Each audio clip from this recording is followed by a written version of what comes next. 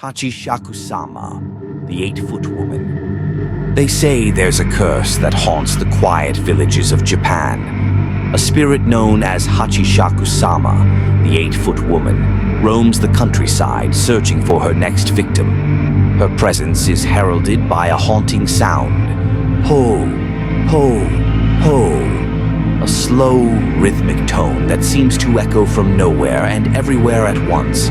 It happened to a boy named Kenta when he was just 10 years old. He was visiting his grandparents in a small, secluded village. The first night, as he lay in bed, he heard it. The eerie sound drifting through the stillness of the night. At first, he thought it was just the wind or an animal, but curiosity got the better of him. He crept to the window and peeked outside. There she was, a towering figure, impossibly tall, standing beneath the moonlight. She wore a long white dress, and a wide-brimmed hat obscured her face. She didn't move, but Kenta could feel her gaze, heavy and cold, fixed directly on him. He stumbled back from the window, heart pounding in his chest. The next morning, he told his grandparents what he'd seen. Their faces turned pale, and they exchanged worried glances. His grandfather grabbed his hand and whispered, "That's Hachishaku-sama. She's chosen you. Whatever happens, don't look at her again. Don't go outside, and don't listen if she calls your name." That night, the sound came again, louder this time.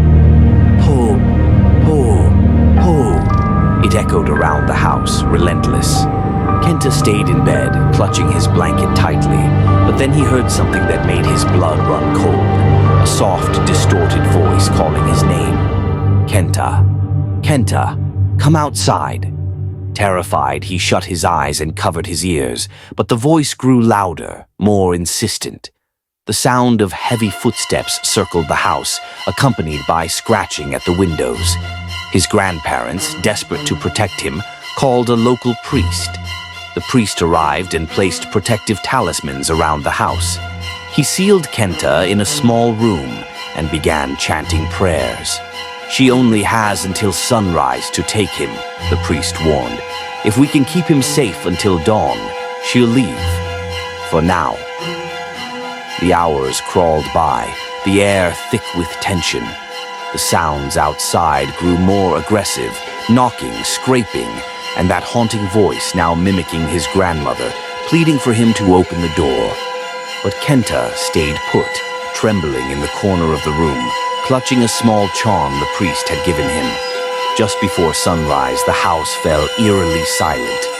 The priest breathed a sigh of relief, believing they had succeeded. But when the sun rose and Kenta's grandparents opened the door to the room, it was empty. The talismans lay scattered on the floor, torn apart. Kenta was gone.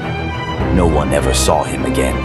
But the villagers say that on quiet nights, if you listen closely, you can still hear the faint sound of ho, ho, ho echoing through the village. A warning that Hachishaku-sama is still out there, searching for her next victim. If you ever hear it, don't look, don't listen, and don't answer. Pray she doesn't choose you.